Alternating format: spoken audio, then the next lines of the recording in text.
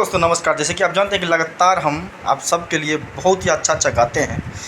तो बिहार में कल पीएम मोदी जी आए थे।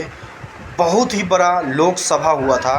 बहुत ही अच्छा लगता है जब हमारे देश के प्रधानमंत्री श्री नरेंद्र मोदी जी आए थे अपना पटना में, और लोकसभा में इतना भीड़ हुआ था कि आप सब कहिएगा कि हाँ, मुझे लगता है कि 400 पार, अब की बार 400 पार।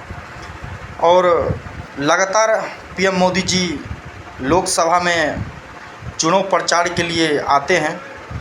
और आप तो जानते ही हैं कि भारतीय जनता पार्टी बहुत ही बड़ा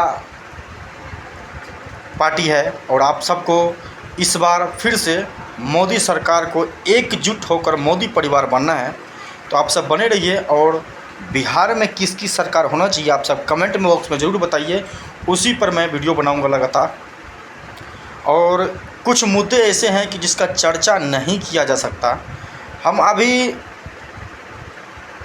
एक वीडियो देख रहा था, उस वीडियो में तेजस्वी यादव एक स्टेज पर कहते हुए नज़र आ रहा है।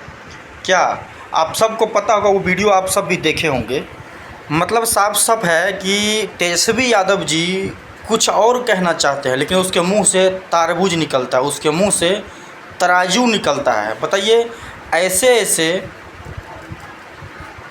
उप मुख्यमंत्री मंत्री के बेटा इस तरीके से बोलेंगे, ये हमें उम्मीद नहीं था।